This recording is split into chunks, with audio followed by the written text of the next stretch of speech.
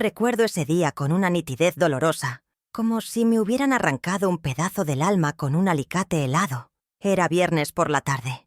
El sol de otoño se filtraba por la ventana de mi modesta sala, pintando motas de polvo en el aire.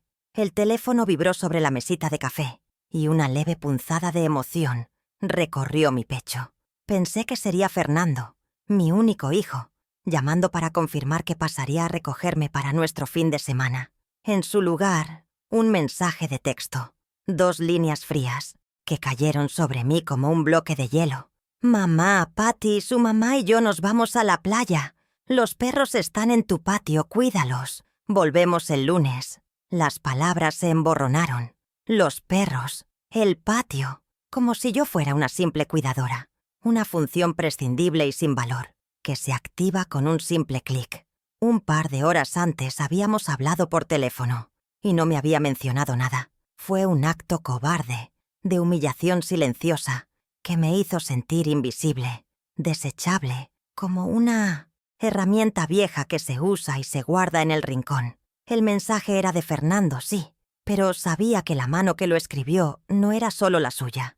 Podía sentir el eco de la voz de Patricia, mi nuera, y su madre, flotando en el aire. No era la primera vez que me hacían sentir como un estorbo, pero esta vez la puñalada fue directa y envenenada. Me habían dejado a cargo de los perros, mis únicos compañeros, como un favor que ellos me hacían, no al revés. No había una llamada, no había una disculpa, solo la fría certeza de que mi compañía no era deseada, de que había sido reemplazada por la de la madre de Patricia, una mujer que con una sonrisa falsa y una lengua afilada había logrado robarse el lugar que alguna vez fue mío. Me senté en el viejo sillón de terciopelo verde, con el corazón apretado en un puño. Los perros, ajenos a la traición, ladraban alegremente en el jardín. Yo no podía. La escena se repitió en mi mente, un bucle de crueldad. Patricia con su sonrisa de superioridad, sugiriendo el viaje espontáneo a la playa, y la abuela de Patricia, su madre, asintiendo con la cabeza, lanzando miradas de desaprobación en mi dirección. No era una simple vacación, sino un acto deliberado de exclusión. Querían dejar claro, sin una palabra, que la nueva familia de Fernando no me incluía, que yo era la abuela del antes y la madre de Patricia era la del ahora. Era una declaración de guerra, una que se libraba en silencio, con mensajes de texto, miradas de desprecio y ausencias calculadas. Mis manos temblaban mientras sostenía el teléfono, la pantalla brillando con la crueldad de esas palabras. El dolor era tan intenso que no podía respirar. Me sentía asfixiada por la indiferencia de mi propio hijo. Me senté allí, en la quietud de la sala, con los ladridos de los perros resonando en mis oídos. El olor de las azaleas del jardín entraba por la ventana abierta, un perfume que solía darme paz, pero que ahora me sabía a amargura. Era la prueba final de que mi lugar en la vida de Fernando, una vida que yo había construido con mis propias manos y mi propio sudor, ya no existía. Me habían reemplazado, y lo habían hecho sin un solo remordimiento. ¿Cómo podía un hijo, a quien le di todo, hacerme esto? ¿Qué hice mal para que su amor se enfriara de esta manera, hasta convertirse en un desprecio tan evidente? Las lágrimas finalmente cayeron, calientes y saladas, quemando el camino por mis mejillas. La humillación era completa, y el dolor, insoportable. Pero en medio de la tristeza, algo cambió. Algo se rompió dentro de mí, pero no de una forma que me destruyera, sino de una forma que me hizo más fuerte. Esa noche, mientras acariciaba a los perros que me habían dejado, prometí que las cosas no seguirían así. Prometí que no me dejaría vencer por la cobardía de mi hijo, ni por la malicia de mi nuera y su madre.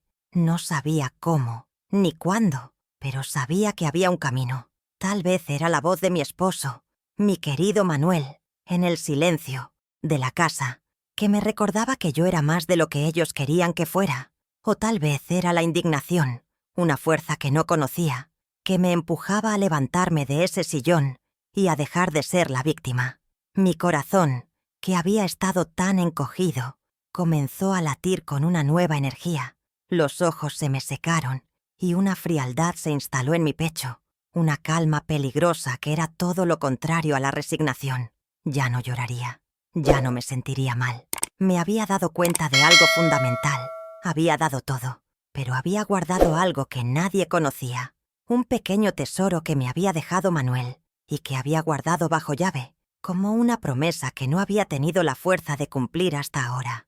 Ahora, en el momento de mi mayor humillación, esa promesa era un faro, una luz en la oscuridad. El secreto que mi marido me había confiado era la llave para mi libertad, y ahora, por primera vez, estaba lista para usarla. Ellos pensaron que me habían dejado en un rincón, con un par de perros y la responsabilidad de cuidarlos. Pero se equivocaron. No me habían dejado en un rincón. Me habían dejado en el lugar exacto donde yo necesitaba estar, para darme cuenta de que mi vida no podía seguir así. Y se habían equivocado aún más, al creer que me habían quitado todo. No sabían que lo más valioso que yo tenía, lo más poderoso, estaba seguro en una gaveta de mi antigua cómoda, esperando el momento de salir a la luz. Y yo sabía, con una certeza que me daba escalofríos, que ese momento estaba a punto de llegar. No sería una venganza, no. Sería la justicia silenciosa que mi corazón anhelaba. Esa noche, mientras el teléfono yacía inerte en la mesita y los perros dormían a mis pies, hice un juramento a la memoria de mi amado Manuel. Yo, Esmeralda, no volvería a permitir que me trataran como a un objeto. Yo, que había construido la vida de mi hijo con sacrificio, ahora construiría la mía con dignidad. Y el instrumento para esa construcción no sería la costura ni la limpieza, sino algo mucho más grande, algo que ellos no sospechaban. Mi secreto, mi recurso oculto, era el arma silenciosa que yo usaría para recuperar mi lugar, no solo en la mesa de mi hijo, sino en el mundo. El juego había cambiado, y ellos ni siquiera lo sabían. Y ese era mi mayor poder. Mi nombre completo es Esmeralda Posada de la Vega, y cumplo 65 años el próximo mes. Nací y crecí aquí, en este pequeño pueblo donde las casas de adobe se aferran a las laderas y las mañanas huelen a pan recién horneado y a tierra mojada. Llevo 10 años viuda, un tiempo que se siente a la vez como un suspiro y como una eternidad. Desde que Manuel se fue, el silencio de la casa se ha vuelto mi compañero más fiel. Mi vida es sencilla y solitaria, llena de pequeñas rutinas que me dan un sentido de orden en el caos de mis emociones. Me levanto temprano, cuido mi jardín, un pequeño oasis de paz en el que cultivo claveles y geranios, y luego me dedico a mis costuras, un trabajo que hago desde hace décadas y que me permite llegar a fin de mes. Mi rutina diaria se ha convertido en una especie de ancla para mi alma. Me levanto con las primeras luces del alba, preparo un café bien cargado y me siento en el porche, a ver el sol pintar de oro las montañas. Me gusta esa tranquilidad, ese momento en el que el mundo aún no despierta. Luego, reviso los encargos de costura y paso horas frente a la máquina de coser. El ritmo de la aguja entrando y saliendo de la tela es mi banda sonora. A veces, entre puntada y puntada, mi mente viaja al pasado, a los días en que Manuel estaba conmigo, a los ruidos de la casa llena de vida. Mi presente es humilde, sin grandes lujos, pero mi corazón ha sido siempre rico en recuerdos y en la esperanza de que un día mi hijo me daría el amor que yo le di. Mi personalidad es la de una mujer de su tiempo, educada para no quejarse, para aguantar las tormentas sin alzar la voz. Siempre fui de pocas palabras, una oyente más que una habladora. La resiliencia, me decían, era mi mayor virtud, y lo era, en cierta medida. Aguanté con la cabeza en alto los años de carencias, la partida de mi esposo y el enfriamiento del amor de mi hijo. Pero esa resiliencia venía con un precio, la incapacidad de defenderme, de expresar mis emociones, de poner límites. Me acostumbré a ser la última en la lista de prioridades, a que mis necesidades fueran invisibles. Me dolía, claro que me dolía, pero pensaba que era mi deber de madre, mi karma, mi destino. Mi vulnerabilidad es tan visible como el cielo azul de la mañana. Me muestro frágil, asustada, siempre buscando la aprobación de mi hijo. Anhelo una llamada, un «te quiero, mamá», una visita inesperada. Mi corazón está siempre a la espera, y esa espera es mi mayor debilidad. Pero bajo esa superficie de aparente fragilidad hay una fuerza latente, un fuego que nunca se apagó por completo, alimentado por el recuerdo de mi esposo. Manuel siempre me decía que yo era un roble, no un junco, que mis raíces eran más profundas de lo que yo pensaba. Y ahora, con esa humillación reciente, esas raíces están comenzando a aferrarse a la tierra con una nueva fuerza, una que me dice que es hora de crecer, de florecer. Vivir sola no es fácil, pero me he acostumbrado. Al principio la casa se sentía vacía, cada rincón un eco del pasado. Ahora la casa se siente mía, mi refugio. Me gusta sentarme en el porche con una taza de café, escuchando el canto de los pájaros. Mis únicas compañías son mis perros, 2 criaturas ruidosas y adorables que me dan el amor incondicional que tanto anhelo. Con ellos no hay pretensiones, no hay juicios, solo una lealtad pura. Pero, en el fondo, mi corazón de madre siempre ha estado incompleto sin mi hijo. Vivía para sus llamadas, para sus visitas, para los raros momentos en los que me hacía sentir importante. La vida me ha enseñado a ser paciente, a esperar que las cosas se resuelvan solas. Pero mi paciencia se está agotando. Después del mensaje de Fernando, sentí un cambio en mí, una voz interior, una voz que no escuchaba desde hace mucho tiempo. Me susurró que la paciencia a veces es una forma de rendirse. Y yo, por primera vez en años, no quería rendirme. Por dentro, aunque por fuera pareciera la misma mujer frágil, algo se había endurecido.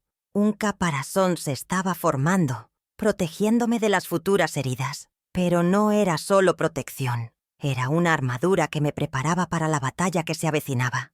A pesar de mi aparente sumisión, siempre hubo en mí una chispa de rebeldía, un pequeño fuego que Manuel alimentaba con su amor. Él me veía como una mujer fuerte y me repetía una y otra vez que no me dejara pisar por nadie. Con el tiempo su voz se fue apagando y yo me dejé llevar por la corriente de la vida.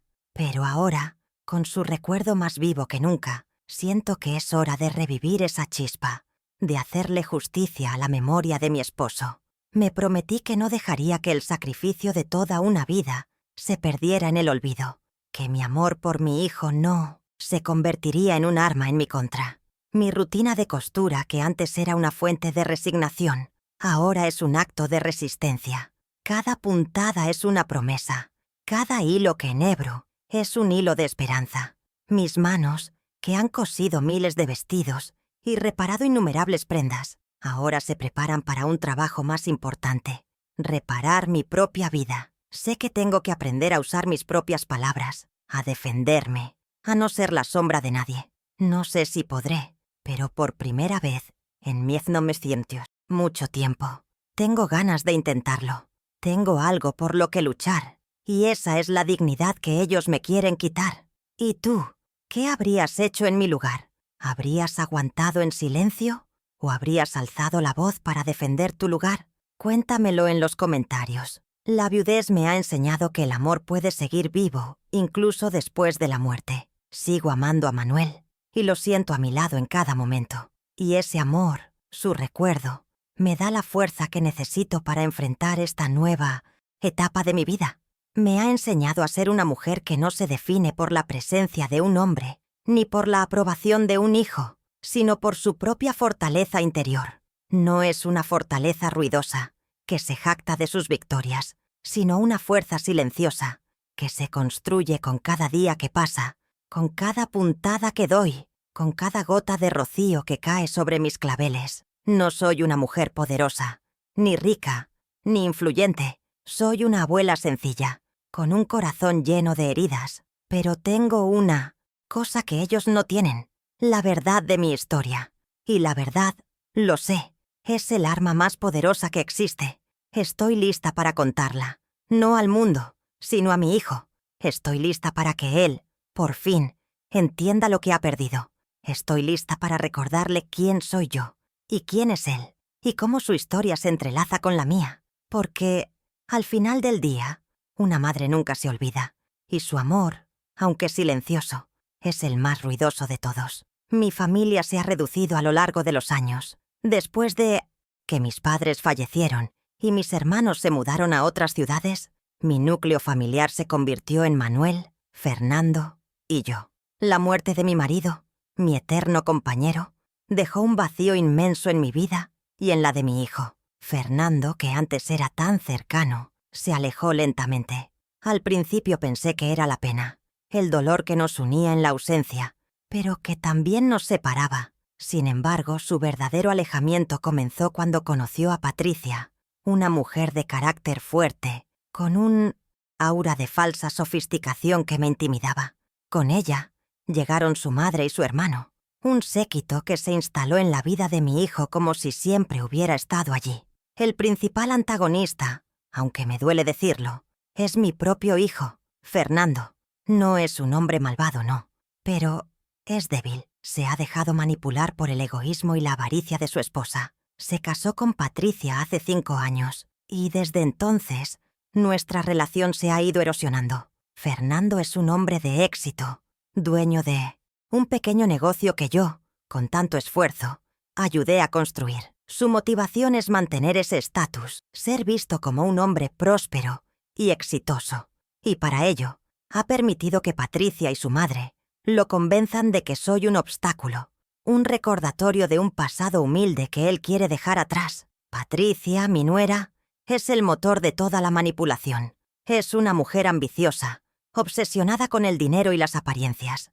No le importa lo que cueste, con tal de que su vida se parezca a las que ve en la televisión. Su madre, una mujer que usa su supuesta delicadeza como arma, es su cómplice. Juntas, han tejido una red de engaños para aislar a Fernando de mí. Lo han convencido de que mi casa es vieja y modesta, que mi estilo de vida es aburrido, que mi amor es una carga. Juntas, han logrado que mi hijo crea que su futuro está en una dirección opuesta a la mía y que yo solo soy un peso muerto en su camino. La evolución de la relación con mi hijo fue gradual y dolorosa. Recuerdo el día en que Patricia, con una sonrisa dulce y ojos de hielo, me dijo que mi presencia en las fiestas familiares podría ser incómoda para sus invitados de alto nivel social. Me sentí humillada, pero me callé. Fernando estaba a su lado, asintiendo, sin defender a su madre. Otra vez, Patricia se quejó de los olores de mi cocina, de mis comidas sencillas, que contrastaban con su comida sofisticada. De nuevo, mi hijo no dijo nada. Estos pequeños episodios, como gotas de agua que perforan una piedra, fueron desgastando nuestra relación hasta el punto en que hoy en día las únicas llamadas que recibo son para pedir favores o para darme órdenes. La tensión entre nosotros se hizo palpable el día que me pidió que le ayudara a financiar un nuevo negocio. No le dije que no, le di todo lo que tenía ahorrado, pero él me lo pidió con un tono tan autoritario, tan de «dame lo que me debes», que me dolió más que una bofetada. Con el tiempo, mi nuera, que nunca me llamó suegra, me trató con un desprecio cada vez más evidente.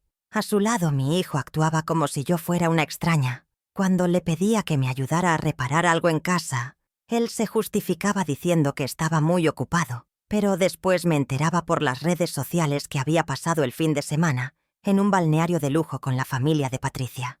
La humillación de los perros fue la gota que derramó el vaso, pero no fue la primera. El año pasado, en el Día de las Madres, Fernando me trajo una caja de bombones, baratos, mientras que en la misma semana había pagado un viaje a la madre de Patricia a una estación termal. Me sentí sustituida, olvidada, pero no dije nada. En otra ocasión me enteré por una vecina que mi nuera había dicho que yo era una vieja anticuada, que necesitaba una reforma. La rabia me quemaba por dentro, pero en lugar de confrontarlos, me encerré en mi jardín. Siempre pensé que mi silencio era mi mayor virtud, mi forma de mantener la paz. Pero ahora sé que mi silencio era mi mayor debilidad, mi forma de aceptar la injusticia. Ellos, Patricia y su madre, son el reflejo de la ambición sin límites, de la necesidad de ser alguien a costa de los demás. Con la excusa de ayudar a Fernando a ascender en la vida, lo han separado de todo lo que es verdadero y honesto. Lo han convertido en una marioneta, en un hombre que se avergüenza de su propia madre, de su origen humilde. Me duele ver en qué se ha convertido y sé que el hombre que crié, el niño que me llenaba de besos, aún está ahí, escondido bajo la superficialidad y la avaricia de su nueva vida. Pero ya no puedo esperar a que él me vea. Es hora de que yo me haga ver, de que recuerde quién soy y de que mi silencio ya no es mi forma de callar, sino mi forma de prepararme. Mi relación con Fernando se transformó de un amor incondicional a una relación de conveniencia, donde yo era la que ofrecía favores y él, el que los recibía con ingratitud. No me llamaba para saber cómo estaba, sino para pedir que le cocinara su comida favorita, para que le cuidara a los perros o para que le hiciera algún favor. Yo, en mi ingenuidad, creía que esos favores eran una forma de mantenerlo cerca, pero no era así. Era la única manera en que él se acordaba de mí. Ahora sé que mi amor se ha convertido en su zona de confort, su excusa para no crecer, para no asumir su responsabilidad. Pero eso se acabó. Ya no más. Mi vida, vista desde afuera, puede parecer la de una mujer simple, una ama de casa más, una viuda que vive de una pequeña pensión. Pero si miras más de cerca, verás que es una historia de sacrificios, de renuncias silenciosas que hice por un amor que, en su momento, parecía incondicional. El único objetivo de mi vida, después de la muerte de mi esposo, fue mi hijo Fernando. Todo lo que hice, cada gota de sudor, cada noche en vela, cada ahorro, fue por él. Mi vida no era mía, era la suya, una que yo construí con mis propias manos, con la esperanza de que un día me mirara con orgullo. Recuerdo las décadas de esfuerzo, de trabajar de sol a sol. Me casé joven y tuve a Fernando a los 25. Manuel, mi esposo, era un artesano talentoso, pero el dinero escaseaba. Así que, para ayudar, comencé a coser. Noches enteras, mientras mi hijo dormía, yo cosía vestidos de novia, trajes de fiesta y hasta ropa de cama. El sonido de la máquina de coser era mi canción de cuna, el olor a tela y a hilos, mi perfume. No había vacaciones, ni fines de semana de descanso. Cada costura era un pequeño ladrillo en el muro que yo construía para el futuro de mi hijo. Las dificultades que superé fueron muchas. La economía del país no era estable y la inflación era nuestro enemigo silencioso. A veces, para comprarle a Fernando un par de zapatos nuevos, me quedaba sin cenar, pero nunca me quejé. El hambre, el cansancio, la tristeza, todo valía la pena cuando lo veía llegar de la escuela, con los ojos brillantes, hablándome de lo que había aprendido. No tuve la oportunidad de estudiar, pero me prometí que él la tendría.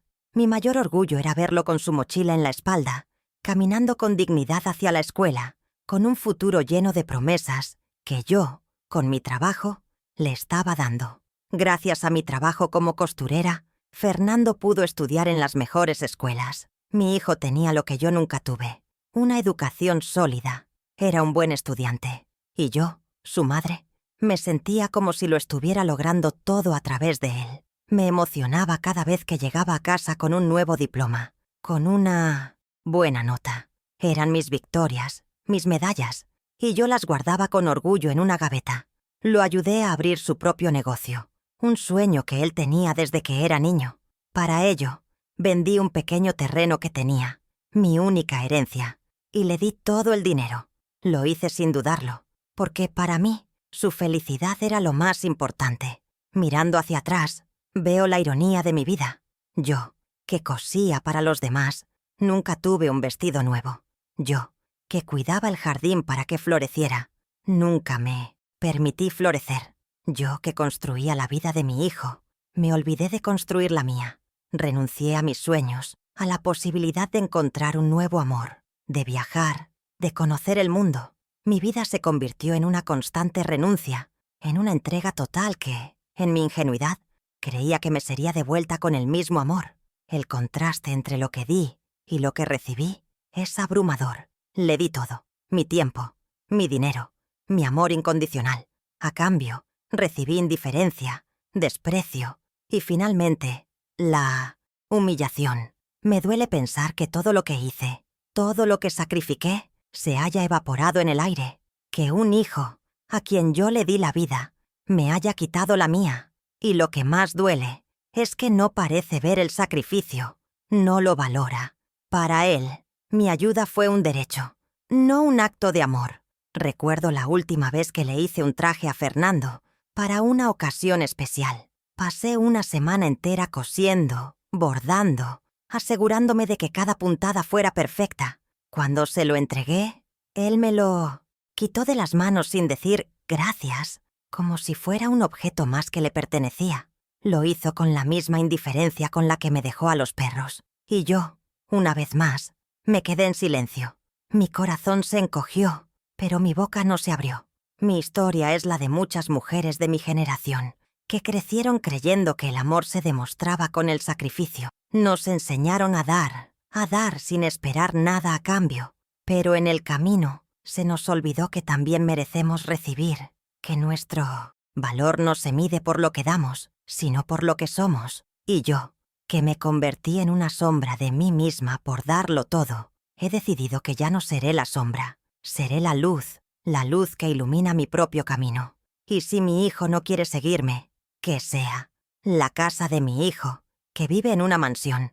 Es la prueba de su éxito, un éxito que yo ayudé a construir. Su coche, sus vacaciones de lujo, sus comidas sofisticadas, todo eso es una consecuencia de mi trabajo, de mi sacrificio. Y yo, en mi modesta casa, con mis costuras y mi pensión, soy un recordatorio del pasado humilde que él quiere borrar. Soy la abuela de antes, la madre que sacrificó su vida para que él pudiera tener una vida mejor. Y él, con la ayuda de Patricia, está tratando de enterrar ese pasado, de enterrarme a mí con él. Pero no lo lograrán, porque en mi corazón, a pesar del dolor, hay un orgullo que nadie puede quitarme. El orgullo de saber que hice lo correcto, que di todo por amor. Y el dolor de saber que ese amor no fue correspondido es el que me da la fuerza para levantarme. Ya no soy la mujer que aguantaba en silencio. Soy la mujer que se está preparando para la guerra. Una guerra silenciosa, pero que tendrá un final ruidoso. Un final que cambiará la vida de todos. Hay una gaveta en mi antigua cómoda de madera. Una que mi amado Manuel construyó con sus propias manos, con el mismo esmero que ponía en cada una de sus creaciones. Es una gaveta que nadie abre, ni siquiera yo, salvo para guardar un objeto que es más que un simple objeto. Es un testamento, es un pedazo de papel amarillento, doblado con cuidado y atado con una cinta roja. Y en ese papel está el secreto que podría cambiar el rumbo de mi vida y, por ende, el de mi hijo. Manuel no era un hombre de grandes lujos, pero era un hombre de principios y pensaba en el futuro. Me dejó una herencia, una pequeña propiedad que había recibido de sus padres. Es una casa de campo, en las afueras de la ciudad, que él siempre quiso restaurar, pero el tiempo y la enfermedad no se lo permitieron. El valor de esa propiedad, que yo siempre subestimé, es mucho más de lo que imaginaba. Es un tesoro escondido, un cofre de oro que podría garantizarme una vida tranquila, sin sobresaltos. Manuel, que me conocía como nadie, siempre decía que yo era una mujer que se dejaba llevar, que no luchaba por sus derechos. Él, con su sabiduría silenciosa, me dejó el testamento y me hizo prometer que lo abriría solo en un momento de gran necesidad. Me dijo que era mi último recurso, mi última carta. Y yo, en mi ingenuidad, pensé que ese momento nunca llegaría. Pero llegó. Llegó con un mensaje de texto, con la humillación, con la indiferencia de mi propio hijo. He guardado ese secreto por años, sin decirle a nadie, ni siquiera a Fernando. A veces, la curiosidad me tentaba, pero el miedo a lo desconocido era más grande. ¿Y si el testamento no era lo que pensaba? ¿Y si no valía la pena? Lo dejé en la gaveta, como si fuera una caja de Pandora, sellada con el miedo y la resignación. Y ahora, después de la última traición de mi hijo, el testamento ya no me da miedo, me da fuerza. A veces, pienso en la casa de campo, en las paredes que necesitan pintura, en el jardín que necesita cuidados. La imagen de Manuel trabajando en ella me llena de nostalgia. Pero ahora, esa nostalgia se mezcla con una nueva emoción. El poder de saber que tengo algo que nadie más tiene. Algo que, en su momento, me ayudará a recuperar lo que perdí. Mi dignidad, mi voz, mi lugar en el mundo. Ese testamento que yace en mi gaveta no es solo un papel. Es un símbolo. Es el símbolo de mi libertad, de mi independencia. Es la voz de mi esposo, que me dice que yo soy más que una abuela, más que una cuidadora de perros. Es la promesa de un futuro que yo, por mi cuenta, puedo construir. Y aunque ellos, mi hijo y mi nuera, no lo saben, ese papel es la pieza que les falta para entender la historia completa. Es el arma que yo usaré, no para herirlos, sino para defenderme. Y el suspense de su existencia es lo que me da la tranquilidad de que, al final, la justicia, aunque silenciosa, llegará. Después de la humillación del viaje a la playa, los episodios de desprecio se volvieron más frecuentes y más graves, como si mi hijo y mi nuera hubieran perdido la poca vergüenza que les quedaba. Una semana después, Fernando me llamó, no para disculparse, sino para decirme que se había olvidado de un documento importante en casa y que necesitaba que se lo llevara urgentemente a la oficina de su abogado. Era un viaje de casi 2 horas en autobús, con varias paradas, y él, que tiene un coche de lujo, se negó a pasar a recogerme. Era un favor que me pedía con la indiferencia de quien pide un vaso de agua, sin importarle mi edad ni el cansancio que me causaría el viaje. Me sentí como una mensajera, un objeto que se usa y se desecha, y la rabia me quemaba por dentro. La humillación pública llegó en el cumpleaños de uno de los nietos de Patricia, una niña que me llamaba abuela, con una sonrisa. Estaba yo en una esquina, con los ojos llenos de lágrimas, y escuché a Patricia decir a una de sus amigas que yo era una mujer antigua, que no entendía la modernidad y que necesitaba una actualización. Fernando, que estaba a su lado, la escuchó y se rió. Mi corazón se partió en 1000 pedazos. Me levanté sin decir nada y me fui a casa. Sentí que el mundo entero se me caía encima, que mi propio hijo me había traicionado delante de los demás. Otra ocasión, me invitaron a una cena en su casa, y Patricia me dijo, delante de todos los invitados, que yo no cocinaba bien, que mi comida era pesada y que no tenía sabor. Yo, que me había esforzado por hacer el plato que más le gustaba a Fernando cuando era niño, me sentí desvalorizada y avergonzada. Mi nuera, con una sonrisa maliciosa, me ofreció una ensalada, como si yo fuera una niña que no sabe lo que le hace bien. Fernando me miró con una mirada de compasión que me dolió más que el desprecio, como si yo fuera una persona que daba lástima. Me senté en la mesa, con el plato de comida en las manos, y no pude comer. La manipulación de Patricia se volvió más evidente. Me llamaba y me pedía favores, pero de una manera tan autoritaria que me sentía como una sirvienta. Mamá, necesito que cuides a los perros. Mamá, necesito que me recojas un paquete. Mamá, mamá, mamá. No era la voz de una hija pidiendo ayuda, sino la voz de una ama pidiendo un favor a una esclava. La tensión emocional en mi casa se volvió insoportable, y cada llamada de teléfono era un ataque a mi dignidad. Me sentía cada vez más pequeña, más insignificante, como si mi vida se estuviera desvaneciendo lentamente. Una mañana, Patricia me llamó y me dijo que quería que le dejara mi casa en herencia a mi nieto.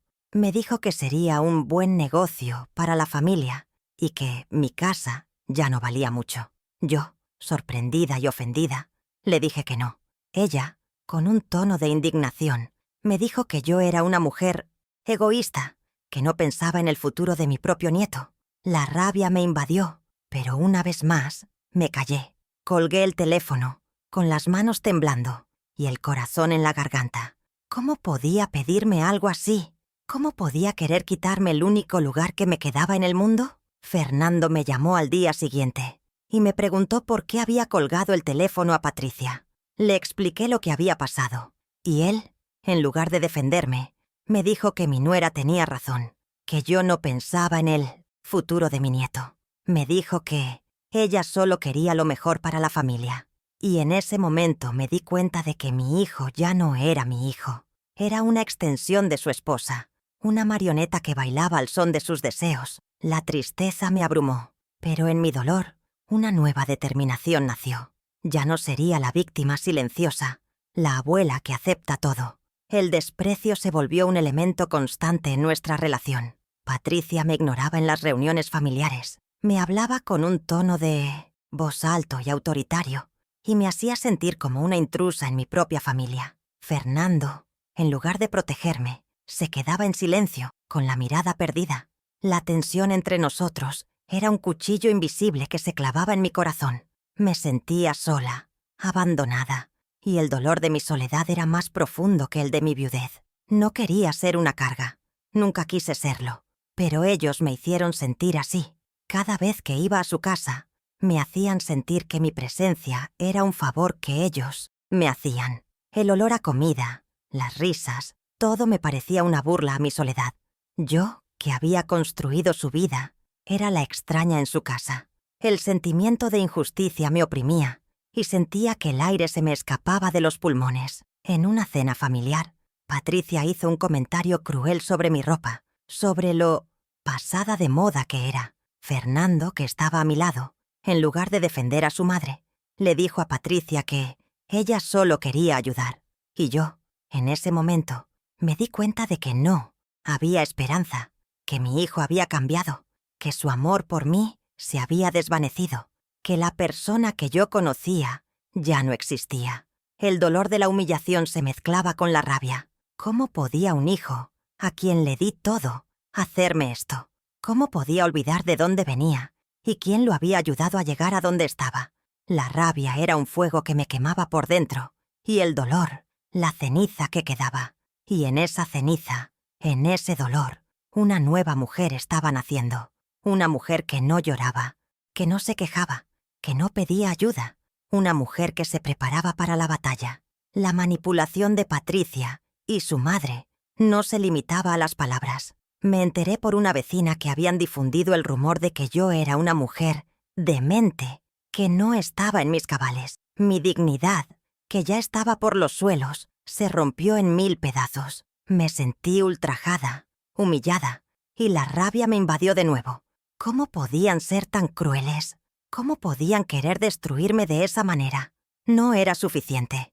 Con alejarme de mi hijo, querían también quitarme el respeto de los demás. El último episodio de humillación, y el más doloroso de todos, fue cuando Fernando me llamó para decirme que su familia tenía que hacer un viaje de última hora y que no podía llevarme a la consulta del médico, que me buscara un taxi. Le dije que no tenía dinero para un taxi, y él, sin un atisbo de culpa, me dijo: «Mamá, no seas dramática, es solo un taxi». Colgué el teléfono y el corazón se me rompió. Mi hijo, que una vez fue mi vida, se había convertido en mi enemigo. La tensión se intensificó hasta el punto en que me sentía atrapada en un laberinto de dolor y humillación. Cada llamada, cada visita, era un nuevo ataque a mi dignidad. Y yo, en mi ingenuidad, seguía aguantando, esperando que él se diera cuenta de sus errores. Pero no lo hizo, y me di cuenta de que no lo haría si yo no lo obligaba a ver la verdad. La humillación de los perros fue el inicio del fin. Pero los episodios que vinieron después, con la rabia, con el dolor, me confirmaron que mi hijo no volvería a ser el que era. El amor de Patricia lo había convertido en una persona diferente, una que no conocía. Y yo, que me sentía tan pequeña, tan insignificante, comencé a crecer. El dolor me hizo más fuerte, la rabia me hizo más decidida, y el recuerdo de Manuel, mi amado esposo, me dio la fuerza que necesitaba para enfrentarlos. No sería una confrontación violenta, no. Sería una guerra silenciosa, una que se libraría con dignidad, con la verdad. Y ellos, en su ignorancia, no sabían que el juego había cambiado y que yo tenía el arma más poderosa en mis manos. Recuerdo ese día como un antes y un después en mi vida. Estaba yo en mi jardín, podando mis geranios, con las manos sucias de tierra y el corazón lleno de amargura. Había pasado una semana desde que mi hijo me había dicho que no podía llevarme a la consulta médica, y el dolor de su indiferencia era tan grande que me sentía paralizada. Una lágrima caliente cayó sobre la tierra, y en ese momento una nueva emoción me invadió.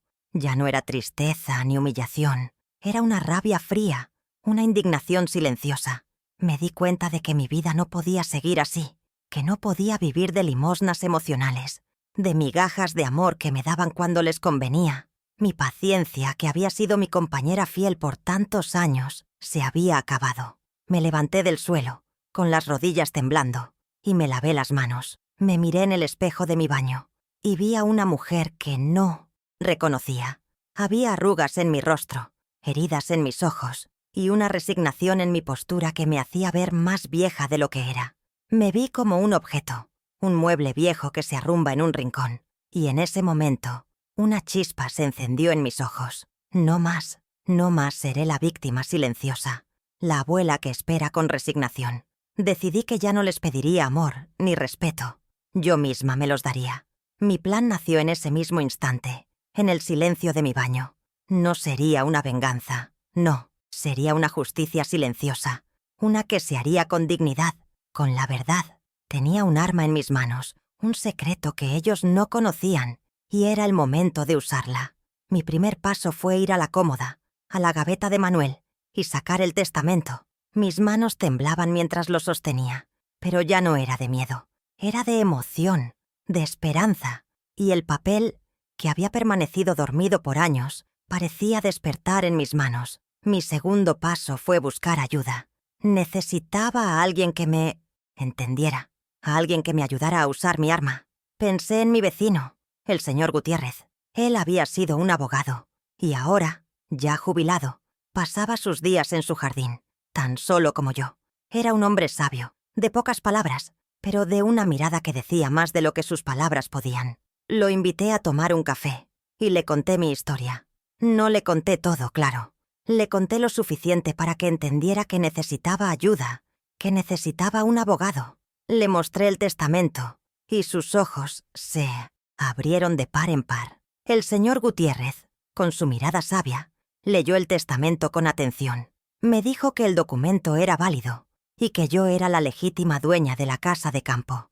Me explicó los trámites legales que tenía que seguir. Me habló de los plazos, de los impuestos, de todo lo que yo, en mi ignorancia, no sabía. Me miró con una mezcla de admiración y de respeto, y me dijo: «Señora Esmeralda, usted tiene más poder de lo que imagina». Su esposo era un hombre muy sabio, y en ese momento sentí que las palabras de Manuel, las que me decían que yo era un roble, no un junco, finalmente se hacían realidad. El inicio de mi plan fue silencioso, discreto. El señor Gutiérrez me ayudó a encontrar un abogado de confianza, un hombre honesto que no se dejaría corromper. El abogado me explicó que el proceso sería largo, pero que el final sería mío, y yo, que había vivido toda mi vida con miedo, ahora me sentía como una leona que se prepara para la caza. Ya no lloraría, ya no pediría piedad. Ahora, yo, Esmeralda, me haría justicia. Mi objetivo no era la venganza, no, era la dignidad. Quería que mi hijo entendiera que mi amor no era una debilidad, sino una fortaleza, que mi sacrificio no era un derecho que él tenía, sino un regalo que yo le di. Quería que él, por fin, entendiera el error de sus actitudes, que viera en qué se había convertido y que recordara quién era yo. Y el testamento, ese papel amarillento, era mi instrumento. Mi voz era la forma en que yo, una mujer, silenciosa, finalmente hablaría. Así, en silencio, comenzó mi plan. Mis días se llenaron de reuniones con el abogado, de trámites legales, de conversaciones con el señor Gutiérrez. Mi rutina de costura se mezcló con la de la justicia, y mis manos, que antes solo cosían, ahora firmaban documentos, leían contratos, y en cada paso que daba, en cada decisión que tomaba, sentía que una nueva mujer estaba naciendo. Una mujer que no tenía miedo, que no se dejaba pisotear. Una mujer que, finalmente, había encontrado su voz. Mi primer pequeño paso, mi primera victoria silenciosa, fue cuando mi abogado me confirmó que la propiedad de la casa de campo valía mucho más de lo que yo pensaba. El valor, me dijo, era suficiente para garantizarme una vida cómoda, sin tener que depender de nadie. Esa revelación me dio un nuevo aliento, una nueva esperanza. Sentí que el sacrificio de Manuel no había sido en vano, que su amor seguía vivo en ese pedazo de tierra que me había dejado. Y lo más importante, me di cuenta de que mi futuro no estaba en las manos de mi hijo, sino en las mías. El segundo paso El más difícil fue poner la casa en venta. La decisión fue dolorosa, pero necesaria. El abogado me explicó que el proceso sería rápido, ya que la propiedad, por su valor y ubicación, era muy atractiva para los inversionistas.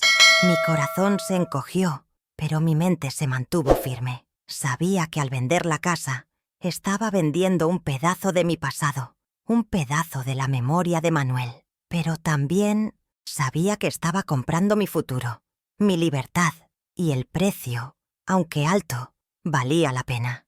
Mi primera mini revelación llegó cuando Fernando, en una llamada en la que me pidió que le cuidara a los perros, me preguntó si había vendido el terreno que tenía.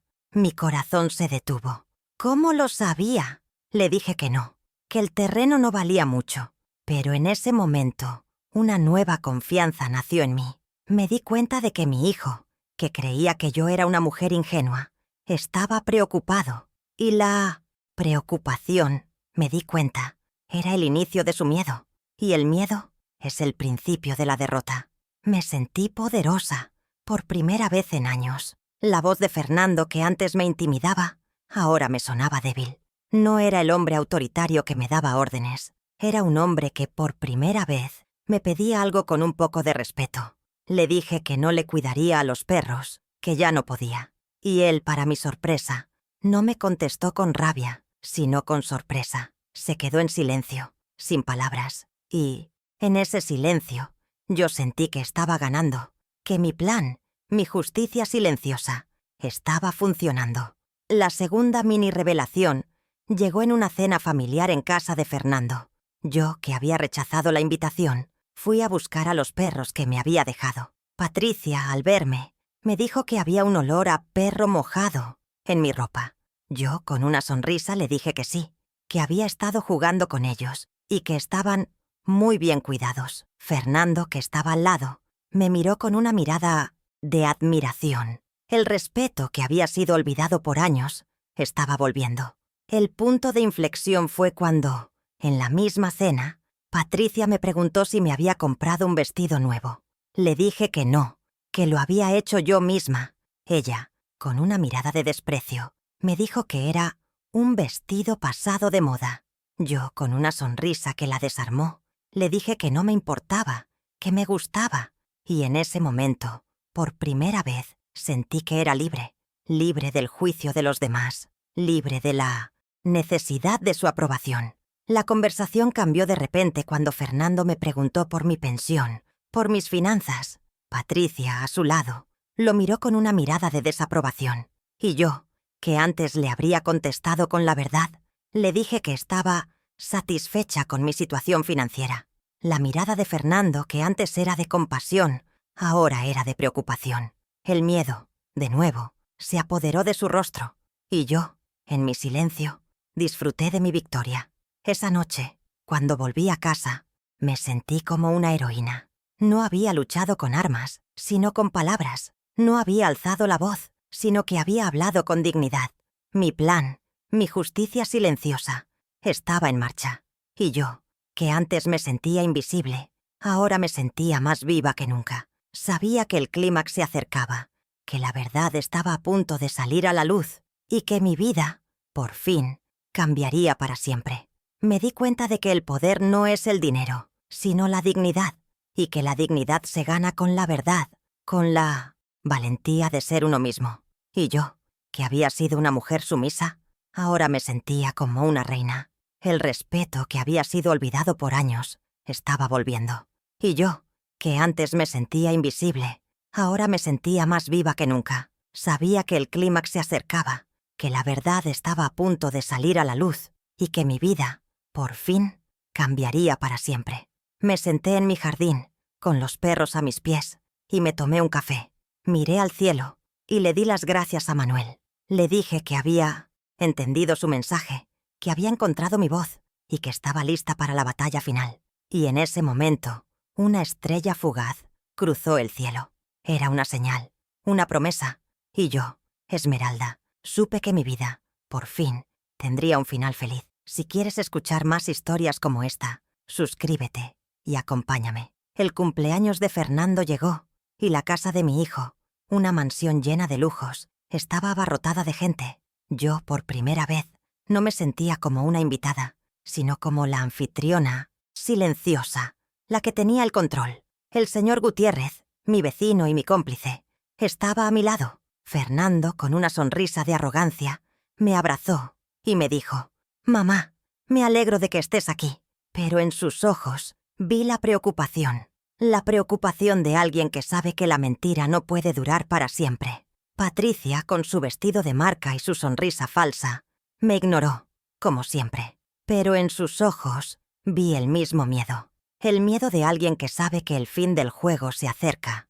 La cena comenzó, y yo, en lugar de estar en un rincón, me senté en la mesa principal. Había un ambiente de tensión en el aire, una tensión que solo yo y el señor Gutiérrez entendíamos. Cuando llegó el momento del brindis, Fernando se levantó y, con una copa en la mano, me dijo: «Mamá, quiero agradecerte por todo lo que has hecho por mí. No habría llegado a donde estoy si no fuera por ti». Sus palabras sonaban huecas, vacías, como un eco de un pasado que ya no existía. Y yo, con una sonrisa en mi rostro, me preparé para el clímax. Cuando él terminó de hablar, me levanté, con la copa en la mano. Le dije: «Fernando, yo te di todo lo que tenía, mi tiempo, mi dinero, mi amor. Te di una vida, y no me arrepiento. Pero ahora es mi turno de vivir, es mi turno de ser feliz». Mis palabras, que salieron de mi boca con una nueva voz, una voz fuerte y clara, causaron un silencio sepulcral en la sala. Fernando me miró, con los ojos abiertos de par en par. Patricia, con una mirada de desprecio, me dijo: «Mamá, ¿de qué estás hablando?». Y en ese momento, el señor Gutiérrez se levantó. Con una mirada de respeto, el señor Gutiérrez, mi cómplice, reveló la verdad. Dijo: «Señora Patricia, señora Esmeralda no está hablando por hablar. Ella está hablando con la verdad. Su esposo, don Manuel, le dejó una herencia, una casa de campo, que la señora Esmeralda ha decidido vender para vivir su vida, para viajar, para disfrutar de su vejez». La revelación, como una bomba, estalló en la sala. Fernando me miró, con los ojos llenos de rabia. Patricia, con la cara pálida, se desmayó. Y en ese momento, el mundo de mi hijo se cayó. Fernando, con la cara roja de rabia, me dijo: «Mamá, ¿por qué no me dijiste nada? ¿Por qué me hiciste esto?». Y yo, con una voz que ya no era la de la mujer sumisa, le dije: «Fernando, el testamento era mío, no tuyo. Era mi secreto, mi recurso oculto, y el secreto de la casa de campo era mi última carta, mi última oportunidad de ser feliz». Mis palabras, que salieron de mi boca con una nueva voz, una voz fuerte y clara, causaron un silencio sepulcral en la sala. La humillación de Fernando fue completa, pública y dolorosa. El hombre que se jactaba de su éxito, que se sentía el dueño del mundo, se quedó sin palabras. Patricia, que había vuelto en sí, me miró con una mirada de odio que me dio escalofríos, y yo, que antes me sentía como una intrusa, ahora me sentía la dueña de la fiesta. La gente me miraba con una mezcla de sorpresa y admiración, y en sus ojos vi que habían entendido que la justicia, aunque silenciosa, había llegado. Fernando, con el rostro desencajado, me dijo: «Mamá, ¿qué va a pasar con la herencia? ¿Qué vas a hacer con el dinero?». Y yo, con una sonrisa en mi rostro, le dije: «Fernando, la herencia es mía, no tuya, y el dinero lo usaré para viajar, para conocer el mundo, para vivir la vida que siempre quise tener, la vida que yo, por ti, renuncié». Mis palabras, que salieron de mi boca con una nueva voz, una voz fuerte y clara, causaron un silencio sepulcral en la sala. La gente se levantó y se fue, uno por uno, dejando a Fernando y a Patricia solos. Me quedé en la sala, con el señor Gutiérrez a mi lado, y los miré. Patricia me miró con una mirada de odio, y Fernando con una mirada de arrepentimiento. Y en ese momento me di cuenta de que mi victoria no era la derrota de ellos, sino la victoria de la dignidad, de la verdad. Y el clímax, el momento de la catarsis, había llegado. Patricia, con una voz temblorosa, me dijo: «Señora Esmeralda, usted no puede hacer esto. ¿Qué va a pasar con la familia? ¿Qué va a pasar con mi nieto?». Y yo, con una sonrisa, le dije: «Patricia, mi nieto, que me llamaba abuela, siempre tendrá una abuela que lo ama y que lo respetará. Mis palabras, que salieron de mi boca con una nueva voz, una voz fuerte y clara, causaron un silencio sepulcral en la sala. Fernando, con los ojos llenos de lágrimas, se me acercó y me dijo: «Mamá, lo siento, te pido perdón».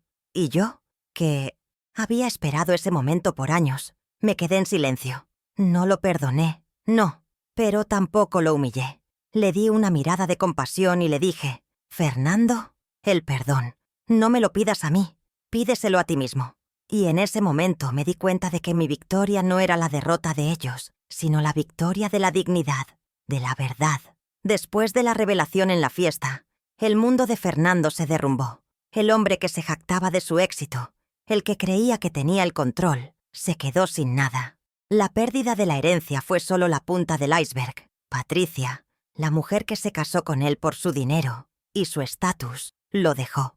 Al saber que mi casa de campo no sería para ella, se marchó con su madre, llevándose con ellas la riqueza que Fernando había acumulado con tanto esfuerzo. Fernando se quedó solo, en la mansión vacía, con el eco de la soledad como su única compañía. La casa, que antes era un símbolo de su éxito, ahora era un recordatorio de su derrota.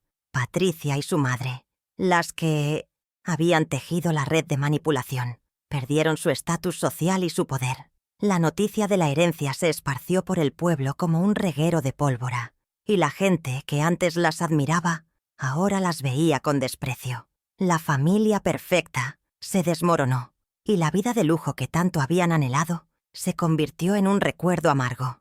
La ambición sin límites, la avaricia, la malicia, se les devolvió, y se quedaron con la peor de las consecuencias, la vergüenza. Yo, por otro lado, me transformé. La mujer tímida y sumisa que se escondía detrás de la máquina de coser se convirtió en una mujer fuerte y confiada.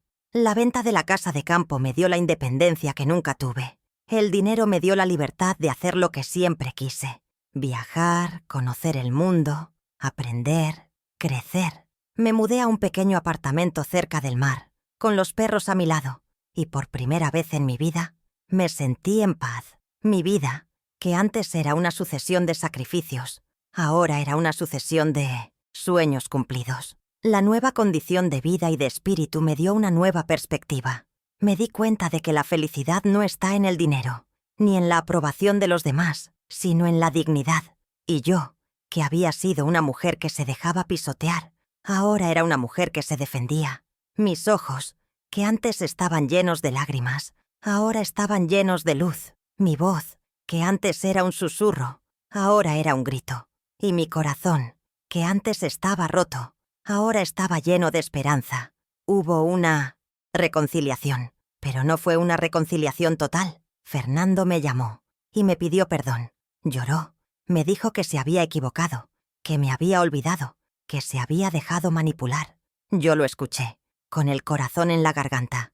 Le dije que lo perdonaba, pero que el perdón no borraba el pasado, que no podía olvidar el dolor que me había causado. Y le di una condición: que me mostrara su arrepentimiento con acciones, no con palabras. Le dije que la puerta de mi corazón estaría abierta, pero que él tenía que ser el que la abriera, con respeto, con gratitud. El desvío definitivo de nuestro vínculo no existió, pero nuestra relación cambió para siempre. Ya no era la relación de una madre sumisa y un hijo autoritario, sino la relación de dos adultos que se respetan. Fernando, que se había quedado sin nada, comenzó a reconstruir su vida, y yo, que había ganado mi libertad, comencé a vivir la mía. Nos veíamos, pero ya no era para pedir favores, sino para hablar, para compartir, y en cada conversación vi el arrepentimiento en sus ojos y la esperanza de un nuevo comienzo. La historia de mi vida es la de una mujer que se perdió en el camino, pero que se encontró a sí misma en la oscuridad. La historia de una madre que dio todo y que, al final, se dio todo a sí misma. La historia de una mujer que se atrevió a soñar, a pesar de su edad, de su pasado, de su dolor. Y el final, aunque no es el que esperaba, es el que necesitaba. Fernando, que se había quedado solo, me llamó un día y me dijo que había encontrado un trabajo modesto. Me contó que estaba feliz, que se sentía libre, que se sentía él mismo. Me dijo que había entendido que el amor de una madre es el tesoro más grande que un hijo puede tener. Y yo, que lo escuché con el corazón en la garganta, me di cuenta de que mi victoria no había sido la de la venganza, sino la de la justicia, la del amor. La historia de mi vida, la historia de Esmeralda, no es una historia de venganza. Es una historia de dignidad. Es la historia de una mujer que se perdió en el camino, pero que se encontró a sí misma en la oscuridad. Y la lección más grande que aprendí es que el sacrificio de una madre, aunque es un acto de amor incondicional, no debe ser un cheque en blanco. No debe ser una excusa para que los hijos se aprovechen, se olviden de sus raíces, de su origen. El amor de una madre es un tesoro, no una obligación. Aprendí que la gratitud es un valor que se aprende, que se enseña y que se demuestra con acciones, no con palabras. Y que un hijo, por más que tenga éxito, si no tiene gratitud, no tiene nada. Un hijo sin gratitud es un árbol sin raíces, un hombre sin alma, una vida sin sentido.